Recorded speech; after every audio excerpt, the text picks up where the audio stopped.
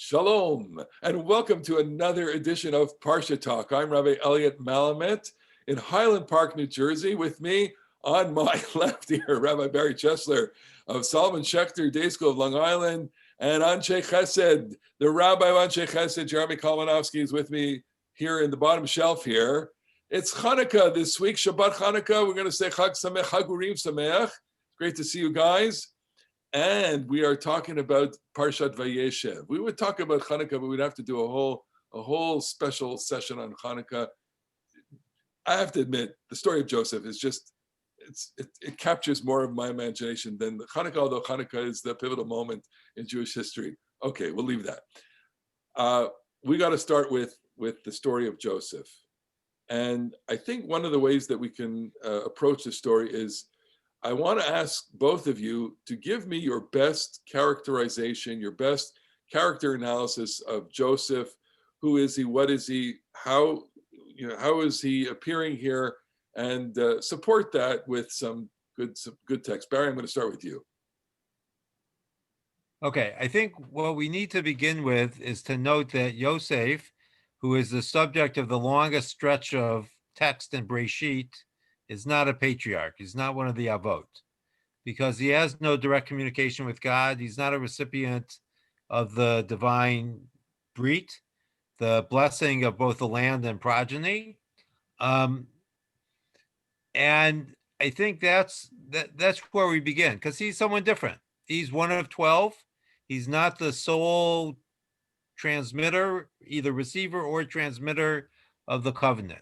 And here, I think we have to recognize that he comes off as something of a spoiled brat, someone who really knows how to turn the knife in to his good effect, although the results ultimately don't turn out so well for him this week.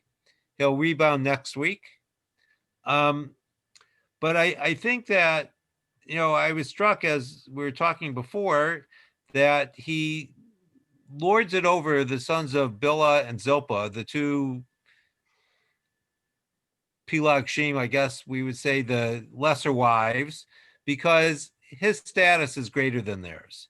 And you would think he's the youngest of all the brothers, but he only lords it over the four that are the children of Bilhah and Zilpah, and they're not even the four youngest next to him.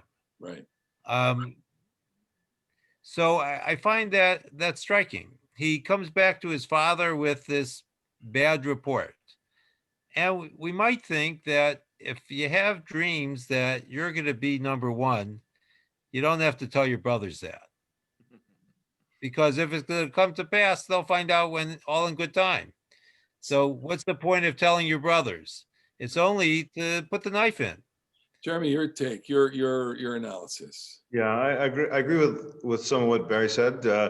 He does not come off as very nice, but I think that it's at least partly because he is so just prodigiously talented.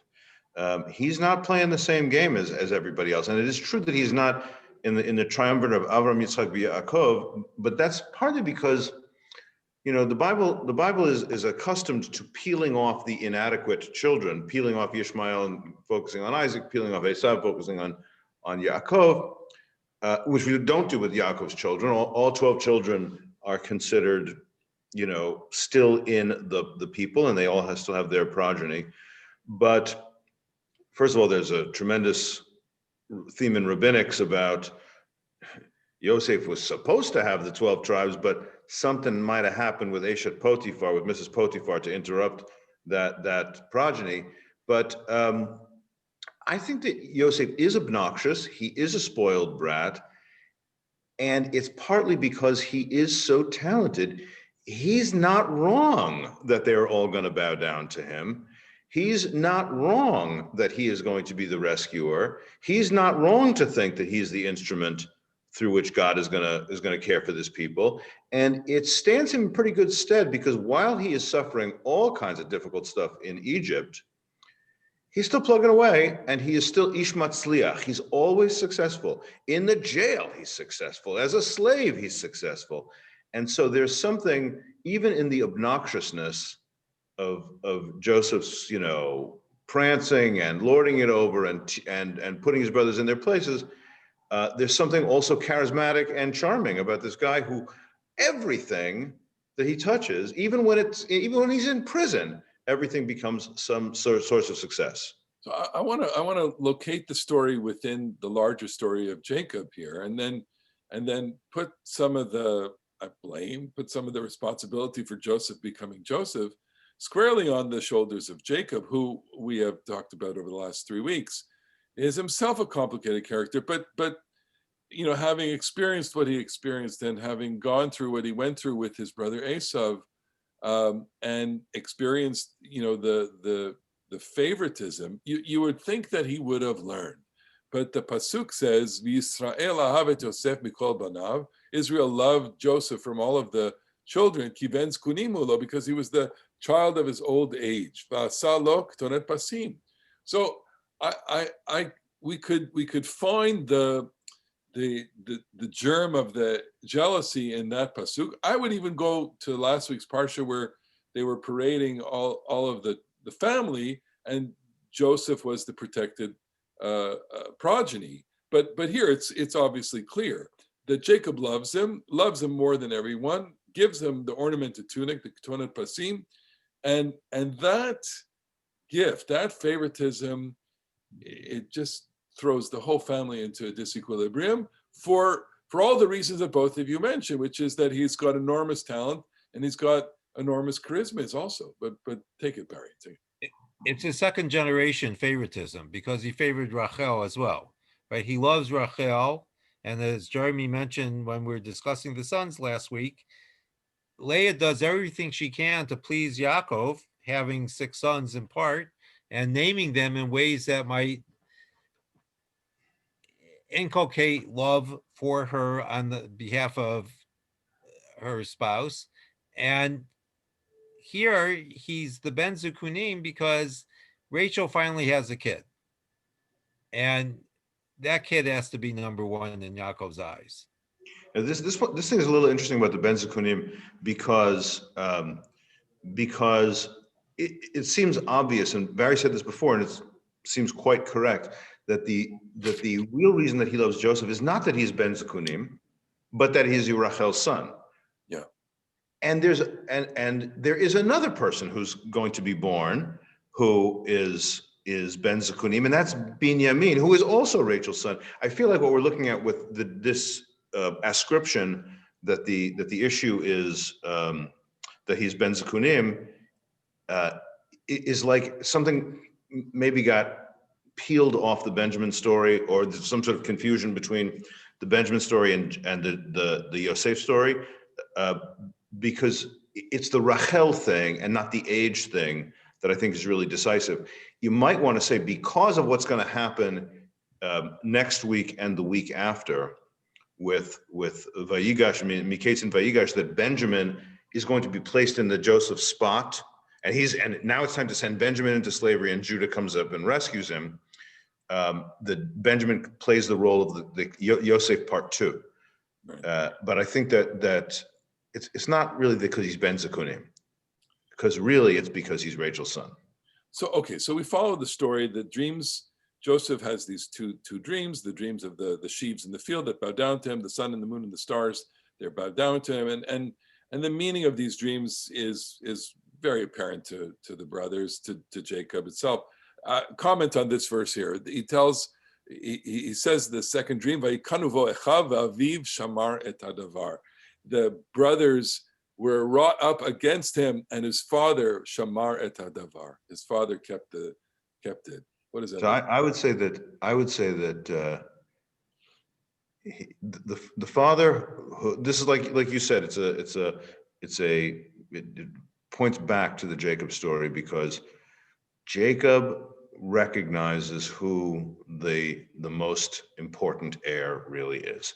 And Jacob, we're going to have in the Devarim, in Sefer Devarim, the law that you can't marry 2 sisters, and we're going to that's earlier, but the law that if the child of the hated wife is the physical Bechor, the firstborn, and the child of the beloved wife is second, you cannot treat the second born because you love the mother more as the firstborn. But that is precisely what Yaakov does. And I think it's actually, you could read it either way. You could read it either Yaakov has done a bad thing, or you could read it that the normal way, and this is how I'm going to read it, the normal way of treating children is that the physical Bechor wins, but that the redemptive stories for the Jewish people, that the moments of destiny, somebody has to do something abnormal. And so Aviv Shamar Tadavar to me means Jacob sees what's actually going on here. Right, but I would add here that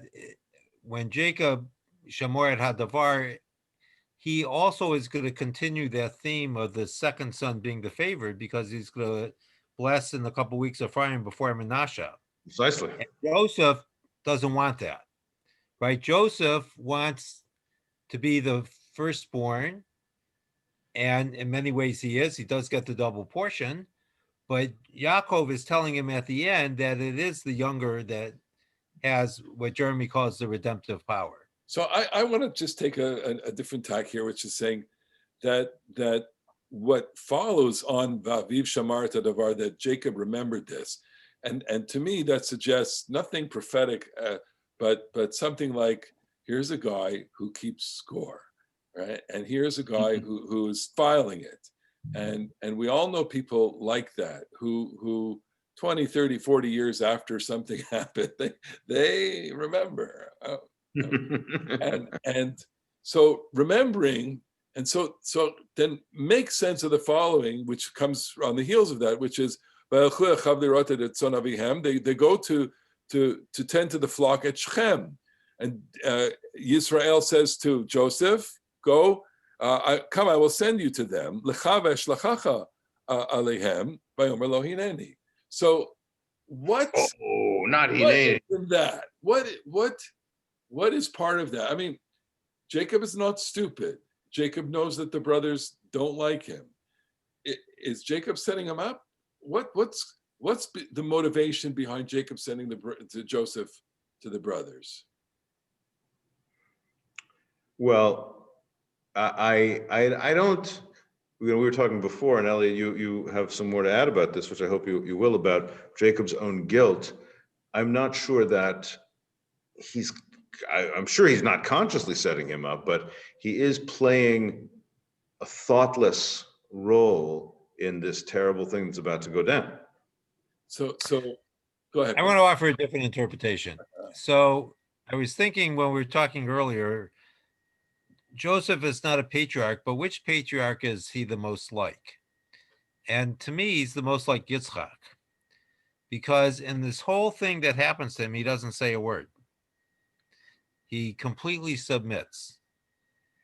And that would make Yaakov like Abraham. And in a sense, this ordeal is kind of like a replication of the Akedah in a different way. That Joseph is being sacrificed for the greater good. So I think I'm going to have to meditate on that. It's a lovely frame to put Joseph in, and of course there is a bit of Akedah going on in almost all of the characters. We could talk about Hagar, we could talk about Sarah, we could talk about Rivka, we could talk Ishmael and Esau, certainly. Exactly.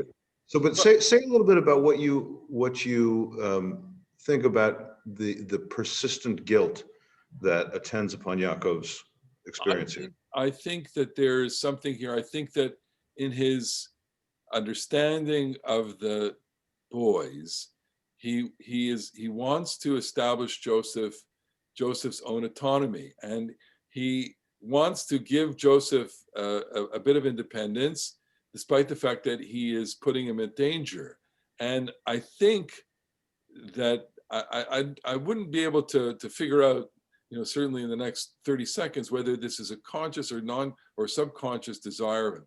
But the sending him forth is really about getting him to grow up, and he has held him back. And Shamar Tadavar, he remembers everything. He is also trying to confront the culpability of having restricted Joseph's development. He's 17 years old here. to us, 17 means he should be at the end of his adolescence. He hasn't even started his adolescence right now. He hasn't even differentiated himself from his parents. And he is being bluntly told, now's your time to differentiate from your parents. Now's the time to establish your peer relationships. And the very next scene is that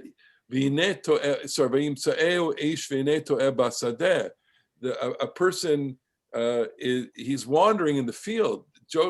He sees Joseph wandering in the field. It's Joseph is alone. Joseph has no relationships. The person unnamed who moves the story along, which is beautiful device here, asks Joseph, "Ma tivakesh? What are you looking for?" And he says, "Et achai anochi mevakesh." I'm looking for my brother. That's such a great. Et achai anochi mevakesh. Right. So So great. I want to say heartrending verses of scripture for Yeah. 200. Okay. Yes. It's a daily double. I'll take heartrending verses of scripture because he is lost. This I always wonder, like when I read stories about the ancient world. Okay, you're in Hebron. Go up to Shechem, find yourself there. Like, well, how did anybody do anything? What did they have GPS? How did he? And he gets up there and he's lost. And I'm just looking for a little bit of brother. I'm looking for my brothers, looking for a little bit of brotherhood. And they go. And this is another great line, great ironic line. Is as the rabbis say, prophesies without knowing that he's prophesying. He says, okay, let's see it. Let's throw him in a pit and see what happens to his dreams. Yeah, baby. Let's see what happens to his dreams. They're gonna come. So here he is like Abraham, because Abraham says that my father caused me to wander in a strange land. And here Joseph is wandering in a strange land, but he doesn't have God to show him where he's going. But I think that he does, because I think that he's an instrument. I think he is an instrument of this divine plan. And later on, he will ultimately say to his brothers, listen, you guys tried to hurt me, but it was all in God's hands.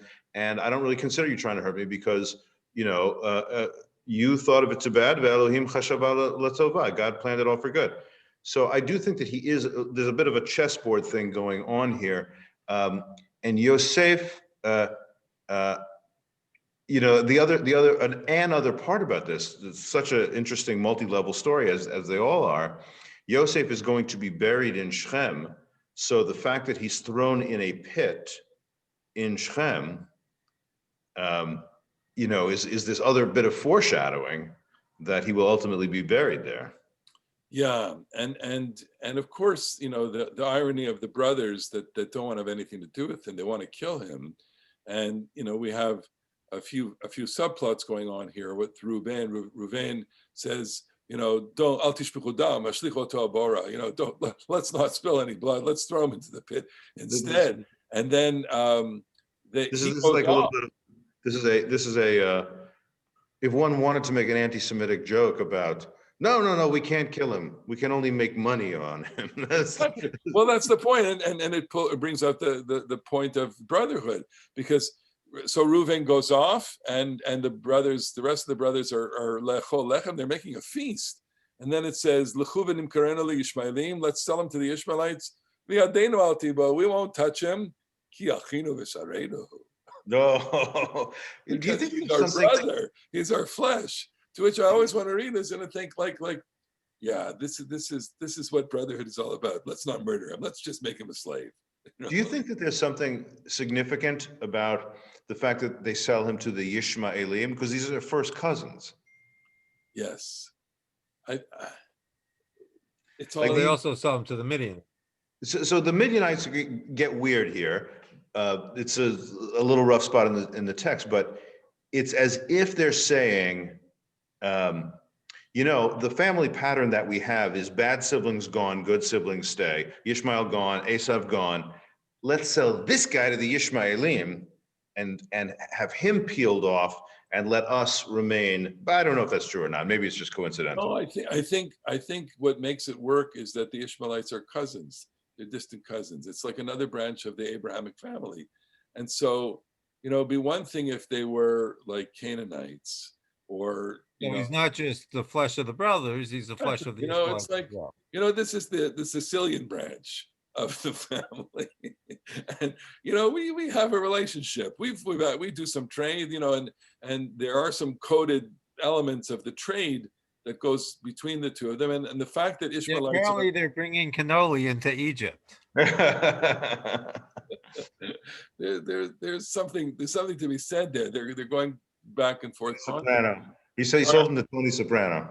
All right, so let's go to the tearing and renting of clothing and give you heartbreaking verses of scripture for 400. Okay, Reuven returns to the pit. V'nei Yosef babor. Joseph is not there. Vayikra et begadav, and they say, what happens? They have to cover up their crime, so they slaughter the goat, and then vayishalchu et ktonat pasim vayaviu el avihem. The text is written in a very difficult way. Vayishalchu could mean that they slice it up, or it could mean what is normally translated. They send it forward. They send it by courier, or they have it sent. They bring it to their father, and they say, "Hak zot matzanu. We found this. We found it lying in the field somewhere." Haker na, recognize it, and the word haker is a motif in the story. Haktonet bin chahim lo. Is it your sons, your sons? Ktonet. And he recognizes it and says, "Chay ketonet beni chaya ra'a achalatu." My son's tunic, a wild animal ate him. Tarof toraf. He is certainly torn. He tears his own clothing, and they try to comfort him. He refuses to be comforted. This is the art of the Torah is so beautiful and so incredibly well executed. This is the guy who just a few weeks ago killed a goat and wore goat skins and deceived his father with respect to clothing. So now his sons kill a goat and have another deception with respect to clothing. And now Yaakov is just, the die was cast when he deceived Yitzhak. He had to do it because that's how the destiny had to unfold, but it does not escape the midah keneged midah that comes from that. It's also interesting, as you pointed out and told the story, the slippery, sleazy brothers don't even have the cojones to lie. They just set him up to draw the wrong conclusion. They don't even just honest. They can't tell an honest lie, right? They can't just say your child is dead. They have to say, what is this? What do you think this is? And they let him draw the wrong conclusion. Well, they do lie because they tell him that we found it. Yeah, right. And I think that there has to be some buy-in. So the question remains for me, is Jacob's response a natural response, or is it over the top? When he says he refuses to be comforted, is that a way of getting a dig in at the brothers? That if it had happened to you, I would have been comforted, but this is Joseph after all, and I cannot be comforted. So again, I want to say that the driver of the story is Jacob, notwithstanding the fact that Joseph will become the driver of the story. But Jacob controls the emotional tone here of everything. Every scene is dependent on his emotion. And so by refusing to be comforted, he destabilizes the family system to such a point that they don't know how to function. They're basically paralyzed. And the reason, many reasons we can interpret for his inability to be comforted is, and I think it's a desire, it's a choice he's making. We were talking before, he's imprisoned in this guilt. He's imprisoned in his own anger. And he is imprisoned in his own sense that he is responsible for this. Well, but it also could mean that he holds the brothers responsible as well. And that's why he won't be comforted, because he blames the comforters. The two possible, clusters of interpretation, really, which is he senses something is wrong there, but he also senses his own responsibility. And if you are a parent and you feel that you're responsible for the death of your child, God forbid, but you can't. You can't recover that. How do you even begin? That's why I say this is, the heart-wrenching verse for, this is the one of the ultimate verses of tremendous, soul-crushing, searing power. Okay, so we have a brief interlude in the Parsha, Judah and Tamar. We're not going to go into that. And then we have, of course, Joseph in Egypt. And okay, so talk about his prodigious talent here, and the fact that he gets to Egypt and he becomes the steward for Potiphar, and that is something that he understands. Jeremy, want to pick that up there? That in terms of, he's just got raw talent.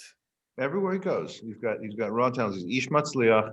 He's always successful, and he wins people's favor. So he works for Potiphar, who is the Sar HaTabachim. He's either the chief butcher or just whatever he is, the king's right hand man, and everybody loves him. Some people love him a little too much because he's so good looking that Mrs. Potiphar would like to be, more than friends, and he resists in a really Friends with benefits.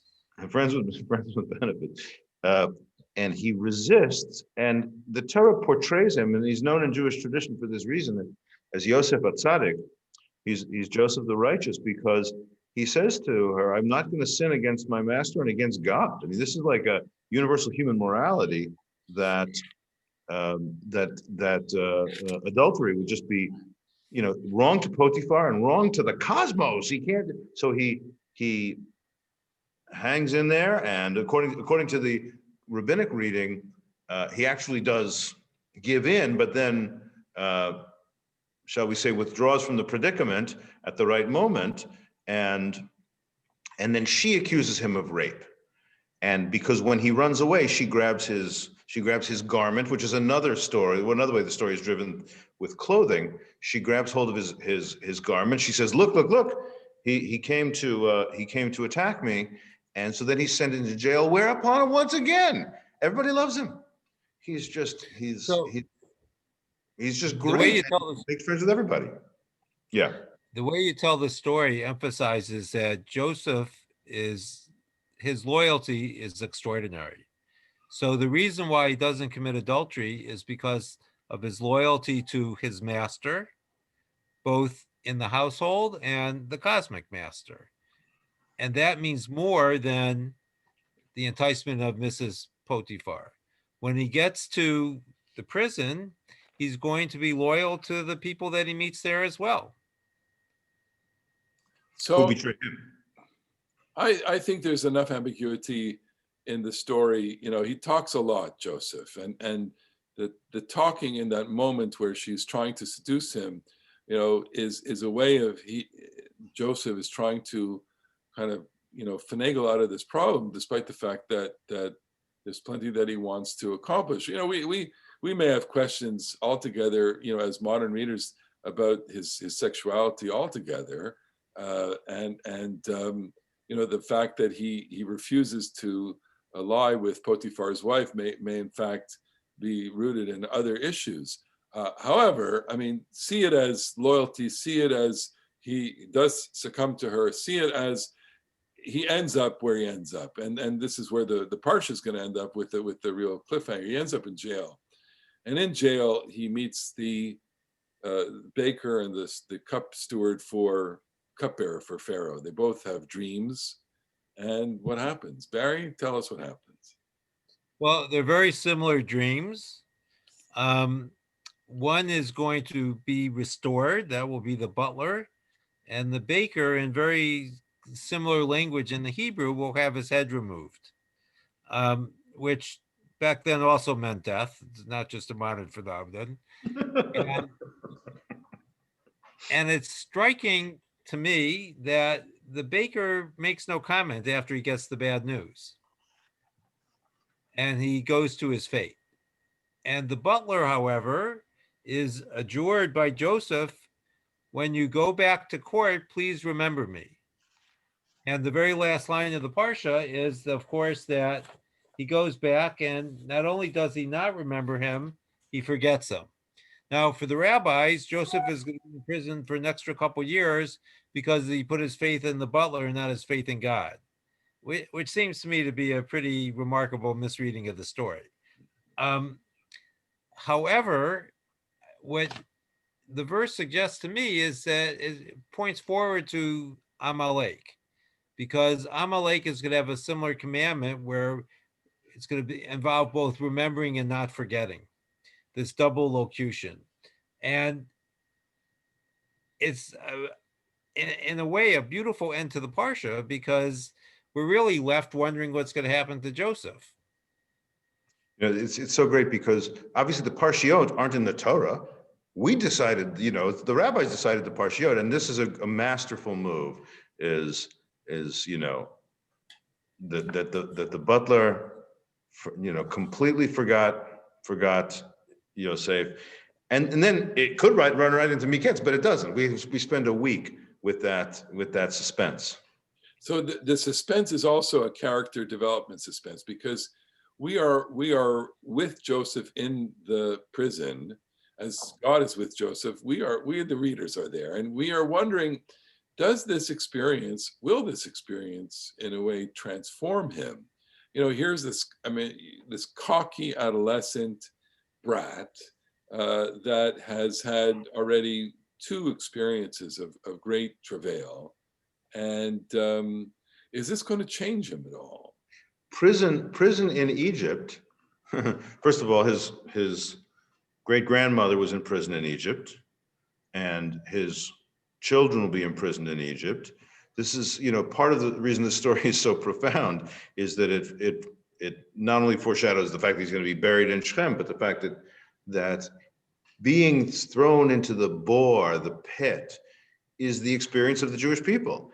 And what happens to us when imprisoned in the bore in Egypt? What happens when we're imprisoned in the pit? It's awful, and it's an incredibly important, growthful step on Am Yisrael's journey.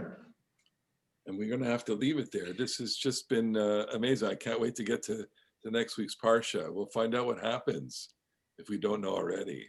And we'll have searing, heartbreaking verses for weeks to come. Weeks to come, we got. Weeks to come. In the meantime, Hanukkah tonight, or we're recording Thursday night, this Shabbos Hanukkah.